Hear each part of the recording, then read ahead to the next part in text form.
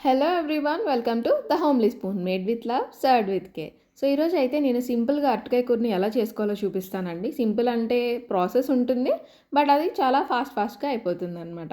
So ఇలా ముందు నేను అరటికాయలను అయితే విడివిడిగా తీసుకొని అటు ఇటు ఉన్న వేస్ట్ని కట్ చేసేస్తున్నాను. సో తర్వాత మధ్యలోకి కట్ చేసుకుంటున్నాను. 4 ఉన్నాయి కదా, నేను ఇక్కడ 3 యూజ్ చేస్తానండి. ఇంకొకటి అరటికాయ చిప్స్ చేయడానికి యూజ్ చేస్తాను. అది ఎలా చేస్తానో కూడా నెక్స్ట్ వీడియోలో మీకు చూపిస్తాను. సో ముందు ఈ 3 కూడా కట్ చేసి పెట్టేశాను. పీల్ చేయట్లేదండి, నేను ఇట్లా పైన స్కిన్తోనే ఉడకబెడుతున్నాను. చూడండి, స్టీల్ గిన్నెలో వేసి బాయిల్ చేస్తున్నాను. స్టీల్ గిన్నె ఎందుకు తీసుకున్నాను అనేది మీకు నేను లాస్ట్లో చెప్తాను ఆ టిప్ ఏంటని. సో ఫస్ట్ అయితే స్టీల్ గిన్నెలో నేను ఇట్లా ఉడకబెట్టేసుకుంటున్నాను అరటికాయ ముక్కలన్నిటిని. అండ్ నెక్స్ట్ నేను కర్రీలోకి కావాల్సిన చిల్లీ అండ్ ఆనియన్ని కట్ చేసుకుంటున్నాను. నాకు 4 ఇవి అంత మంట ఉండవు కాబట్టి నేను 4 యూజ్ చేస్తున్నానండి. ఇంకా మీకు ఘాటు తింటాము అని అనుకుంటే ఇంకో 2 వేసుకోవచ్చు. లేదు బాగా ఘాటు ఉంటాయంటే 2 వేస్తే సరిపోతుంది. ఒక ఆనియన్ తీసుకున్నాను, మీడియం టు స్మాల్ మధ్యలో ఉంటుంది, ఆ సైజ్ తీసుకున్నాను ఆనియన్. మీకు ఆనియన్స్ ఎక్కువ తింటారు ఇంట్లో అని అనుకుంటే ఇంకొకటి వేయచ్చు, బట్ మా ఇంట్లో కొంచెం లైట్గానే తింటారు కాబట్టి నేను ఒక్కటే వేస్తున్నాను.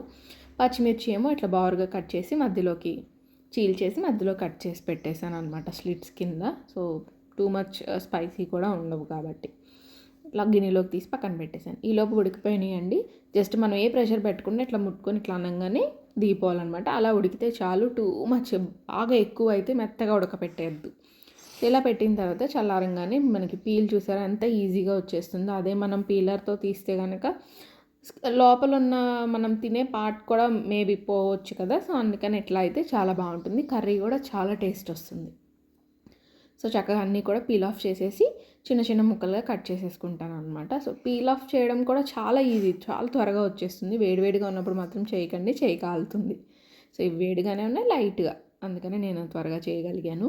సో ఇట్లా తీసేసి పెట్టేసి ముక్కల కింద కట్ చేసుకోవాలి. స్టీల్ గిన్నె ఎందుకు యూజ్ చేస్తానంటే యూజువల్గా వేరే గిన్నెలు ఏమన్నా అయితే అంటే అల్యూమినియం అయితే కనుక చుట్టూ నల్లగా వచ్చేస్తాయి కదా, దానివల్ల కొంతమంది అసలు కర్రీ కూడా వండడానికి ఇష్టపడరు. సో అందుకనే ఇలా స్టీల్ గిన్నె అయితే రాదు. వేడిగా లైట్ గోరువెచ్చగా ఉన్నప్పుడే మనం కడిగేస్తే నీట్గా వచ్చేస్తుంది గిన్నె. ఇప్పుడు నేను కడాయి పెట్టుకొని 3.5 టేబుల్ స్పూన్స్ ఆయిల్ వేసానండి. ఈ కర్రీలోకి ఆయిల్ పడుతుంది బాగానే, బికాజ్ అరటికాయ ఎక్కువ ఆయిల్ పీల్చుకుంటుంది కాబట్టి. నేను అట్లకాడ యూజ్ చేస్తున్నానండి కర్రీ చేయడానికి, బికాజ్ అది కొంచెం ఉడకపెట్టాం కాబట్టి చిదురు కాకుండా చాలా నీట్గా రావడానికి అట్లకాడ అయితే బాగుంటుంది. నేను 1/2 టీ స్పూన్ తాలింపు గింజలు, అలాగే ఇందాక మనం కట్ చేసి పెట్టుకున్న ఉల్లిపాయ పచ్చిమిర్చి కూడా వేసి వేయించుకుంటున్నాను. సో చక్కగా గోల్డెన్ బ్రౌన్ రాగానే మనం ఇందాక కట్ చేసి పెట్టుకున్న అరటికాయ ముక్కలు కూడా వేసేయాలండి. మనం ఉడకబెట్టుకోవడమే లేట్ అండి, కర్రీ అయితే చాలా ఫాస్ట్గా అయిపోతుంది. ట్రస్ట్ మీ, పిల్లలకైతే చాలా బాగా నచ్చుతుంది అనమాట. ఎప్పుడు పొటాటోనే బదులు ఇలా చేసి పెడితే వాళ్ళకి బాగా నచ్చుతుంది. సో చూసారు కదా, ఉల్లిపాయలు వేయించుకోగానే నేను అరటికాయ ముక్కలు కూడా వేసేసాను. సో ఒక్క 5 మినిట్స్ వేయించుకున్న తర్వాత పసుపు వేయాలండి. సో అప్పుడు ఇంకా ఏమన్నా ఈలోపు మగ్గిపోతుంది కదా, సో పసుపు అనేది వేస్తే కలర్ అనేది దానికి బాగా స్టిక్ అవుతుంది అనమాట, చాలా బాగుంటుంది. నేను పసుపు కొంచెం ఎక్కువే వేసానండి, 1 టీ స్పూన్ వరకు వేసాను. మీరు తక్కువ తినే లెక్క అయితే ఒక 1/2 టీ స్పూన్ వేసుకోవచ్చు.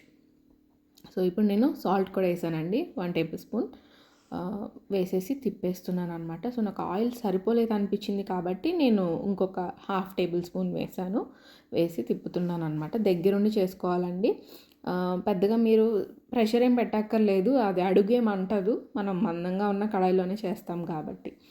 సో నెక్స్ట్ కారం వేసానండి, 1.5 టేబుల్ స్పూన్. సో నాకు ఆ స్పైసీనెస్ కావాలి కాబట్టి నేను వేసాను. మీకు కావాలంటే అడ్జస్ట్ చేసుకొని వేసుకోవచ్చు. చూసారు కదా ఎంత మంచి కలర్ వచ్చిందో. ఒక 5 మినిట్స్ మూత పెట్టేసి తీసేస్తే కర్రీ రెడీ అయిపోతుంది. చాలా సింపుల్ అండి. ఇప్పుడు టేస్ట్ చేసి మీకు చెప్తాను ఎలా ఉందనేది. కాలుతుంది, చాలా బాగుందండి. అన్నీ కూడా పర్ఫెక్ట్గా సరిపోయినాయి. ఆయిల్ పట్టింది కదా ఇందాక, పర్ఫెక్ట్గా ఉంది, ఎక్కువ అవ్వలేదు ఆయిల్. సో ఇలా పక్కకు తీసేసి పెట్టేశాను గిన్నెలోకి.